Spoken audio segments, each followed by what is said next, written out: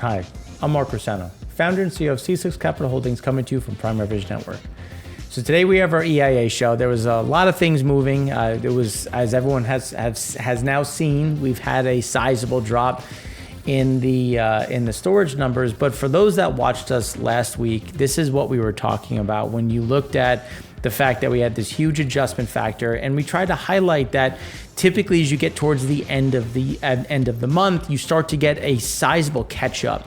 And unfortunately, because we're producing more NGLs or natural gas liquids, we're exporting more than we've ever exported, there's going to be more fungibility in the number, and that's why that outlier is going to increase, but there's always that true up. And that's why we always have talked about the importance of looking at the 4-week rolling average, the importance of trying to look ahead, because you will have some lumpiness, but overall it will smooth out over a 4-week average period. And that's something that we want to go through again today and try to bring that full circle. So in our first segment, we're going to look at that big makeup number, which was this sizable drop. But demand is slowing, and demand is slowing further. I mean, we've had the U.S. that was now downgraded by Fitch. You have the 10-year that's over 4.4%, close to about 4.1%. You have China's rhetoric on a different types of support and stimulus falling flat. The market is starting to get a little toppy, and that's something that we talked about in the Econ show. And realistically, as all of these things happen, this is not great for demand, and that's why we do see demand slowing further. We see more of that pressure, which then brings us to segment 2, where we're going to talk about how demand really has fallen flat. And there's little left on the upside to summer, because for those that have kids going back to school, school is starting for some areas, and that continues to accelerate through August 15th. Then you have a bit of a gap, and then you have the last remainders going in early September. So again, there's not much to really drive us to the next level. So this is even lower than what we were expecting from a demand perspective, and I think we were a bit on the low side. Then that's going to round out with the refined product exports versus crude exports. I know that there's been a lot of commentary about, look at how little Russia's exporting. They're matching the cut. Look at how little Saudi's exporting. It's like, yes, but Russia also increased the export of products. They reduced their oil exports, but they increased their product exports, their refined product exports. And when you look at it, and we have those charts, we're going to show you how that marries out, just so we can kind of I don't want to say bust narratives, but put data behind the narratives and show on how you have to look at the full picture and not just one piece of it. And as we talked about in looking at the broader picture, we always want to bring everything back to the holistic nature of the crude markets. Obviously the US is a huge part of it. I'm by no means saying it isn't, but it's a big market, and it's always important to look at how things are developing. So when you look at total oil and product stocks around the world, surplus widened from 61 to 66.4. Total crude stocks, land and floating, the surplus widened from 70.8 to 71.1. Now, obviously, the reduction today is not included in this number. So there is a movement down, but look at where we are in respect to 2017, 2019, 2022. We're going to set, even with this drop, we're still going to be very well above the 5-year average, well above where we were in 22. And it's just, there is a lot of crude that remains out there. So obviously we're going to get some commentary from Saudi if they're going to reduce crude more, or at least I should say keep the voluntary cut into September. And one of the interesting things that has now happened is they've backed themselves into a corner, because, crude is now down to where Brent is now below 83. It's back kind of within that range that we initially highlighted of that 82, 84 after the Saudi news kept things consistent into August. But now, what about September? And now you've already seen people, and this is again just taking the market for what it is. There's an assumption that that Saudi keeps this into September. So now if they don't, well, where does the crude market go? there's already an expectation that they're going to maintain at least 500,000 barrels, with more people really think it's going to continue to be 1 million.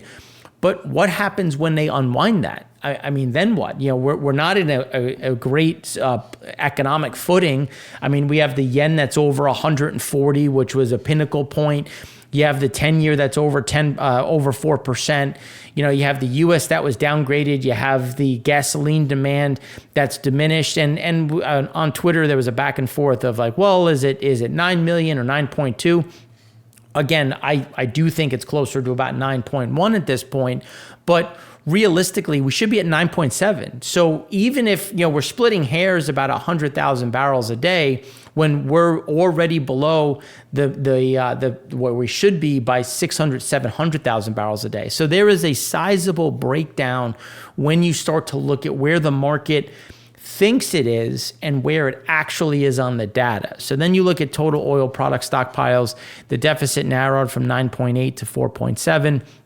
And then when you look at, we've had gasoline builds we had a gasoline build in Fujairah. We had a gasoline build in the U.S. We have a continued gasoline builds in Singapore. So when you look at total oil product stockpiles, we're right at the average. That's the average of 17, 18, 19, and 22. We're right on point, but the market is bifurcated. Just because where the total product stockpiles are normal, that the gasoline is well above normal and distillate gas oil is well below normal. So again, there's that bifurcation, and with what Saudi's doing, they're creating more struggle or complexity within that, because they're withholding heavier crudes and pushing in light sweet. And it's like, but even the light sweet that's going in is more expensive than the U.S. So the U.S. still competes, and it's going to be a very sloppy unwind, because we're not going into more strength. We're not going into a better economic standing. I mean, realistically, what they've done is increase the price of crude, which has increased the price of energy. I mean, I think we have gasoline prices are up 27%, 28% month on month. You're not in a good position from a spending standpoint, and then you have rates going up again. You have credit card rates. So again, I know I sound like a broken record at this point, but I don't see where we get this big increase in demand. Total land storage, the surplus widened from 6.6 to 11.1. You can see we're now above that average number. That'll come back down. We did get a sizable build in Europe that has come back a bit, and then obviously the U.S. coming down is going to help offset that. West of Suez, the surplus widened from 3.7 to 11.5. Obviously, with this one, we're going to be right back to where we are. But look at the average. We're supposed to draw. We're supposed to move along this time frame, and so we just had that makeup number. Now, when we look at east of Suez, it flipped a deficit from positive 2.8 to negative 0.4. But this is only Japan, and we'll show you these numbers in segment 3. But when you look at it, we've actually had a big increase in Chinese storage, and depending on who you use, Vortexa, Kepler, they have over 1 billion barrels in storage. And, whether it's 1.02, 1.01, there's a little bit of fungibility, but there is over 1 billion barrels of crude in storage. And that's a sizable chunk when you look at the market and just, the buying that they really don't have to do. They could sit there and say, the market's too expensive. We refuse to pay $82.77.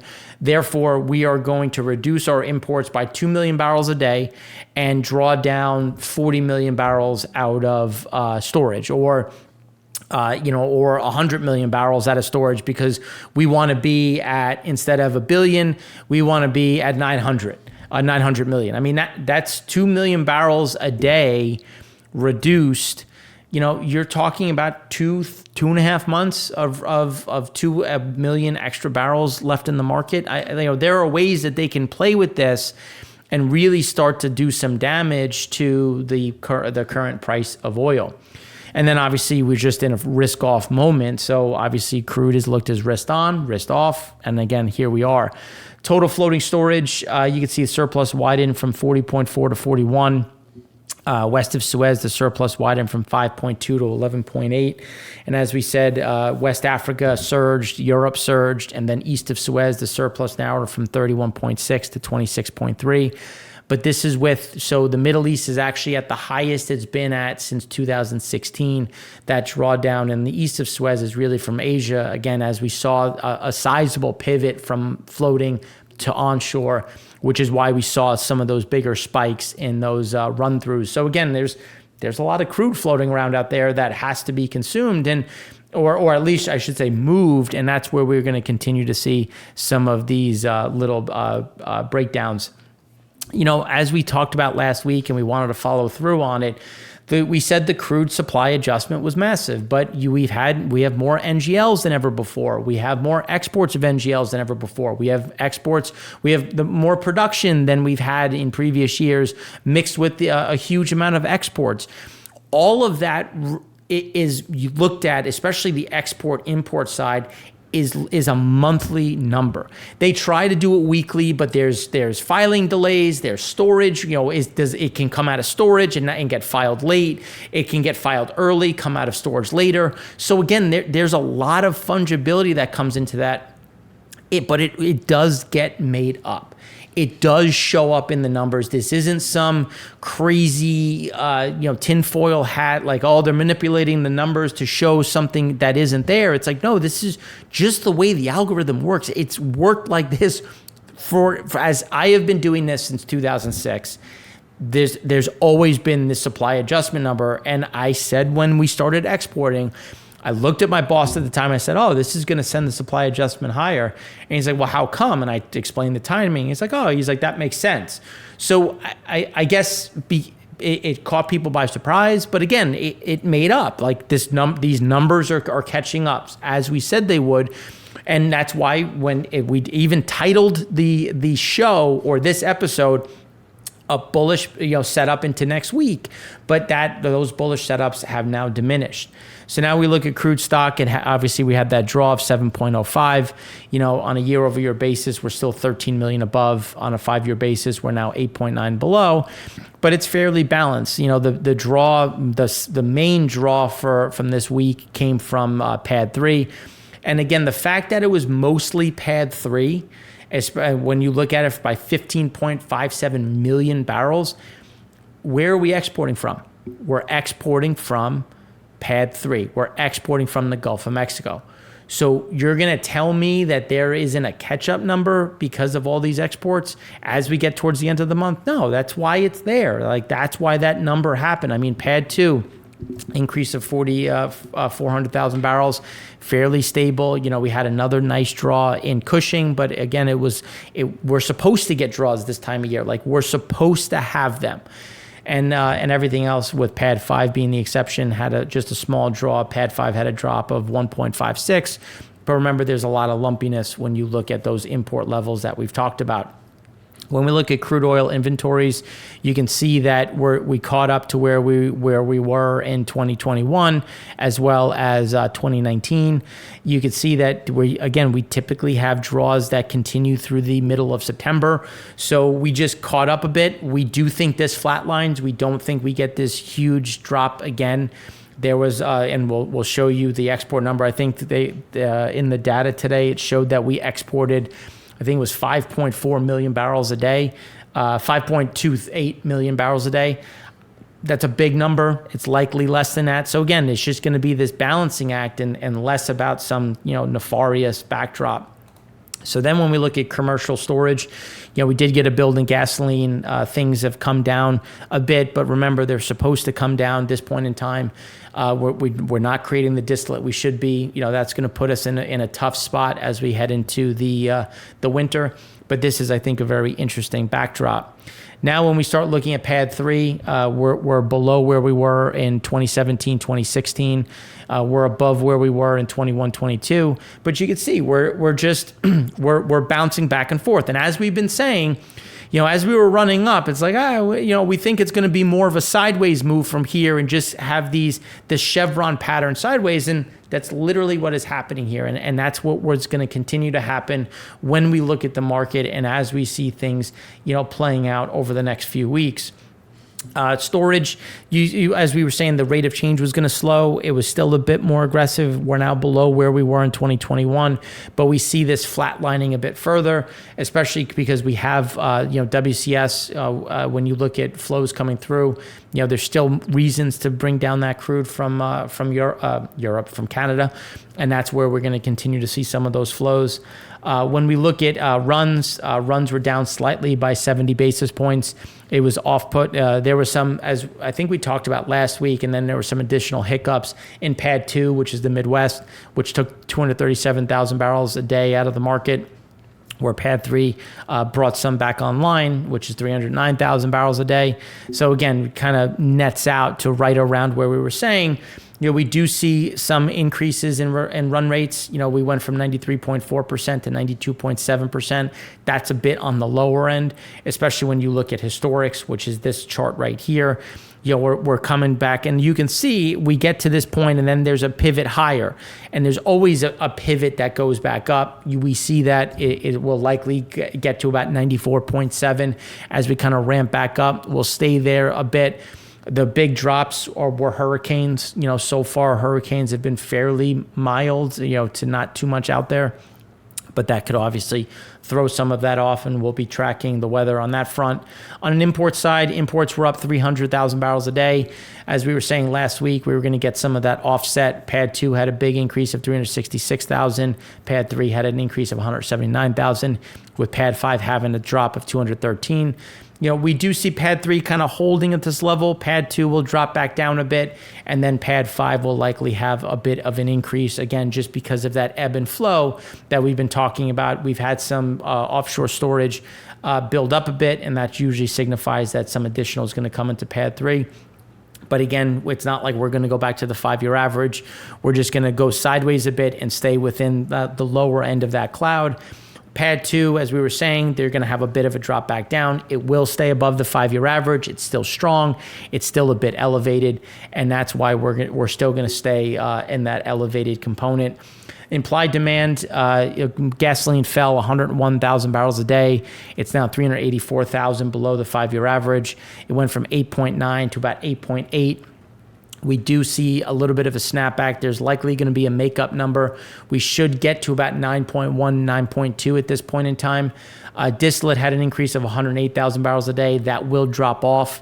As we were saying, we're going to be between that around 3.5, 3.6 million barrels. Jet had a small drop of just 81,000 barrels a day from 1.8 to 1.7. But we had a huge slug of cancellations, so that should slow down some purchases. So again, just staying between that 1.55, 1.65, and then propane, had an increase of 185,000 barrels a day. Again, still below the 5-year, and that's just going to be kind of that back and forth that we've talked about, but still remain below the 5-year. Gasoline demand, just kind of put it into perspective. For those that have been following us, we said that we were going to get to that 10-year average, which is that blue line. That blue line actually puts us at about 9.27.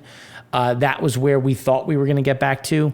So even if we get to 9.1, you're still below the average. You're still below those levels where we have been in previous years, which is anywhere between that 9.6 to 9.8. And we'll get a spike on Labor Day, as we always do.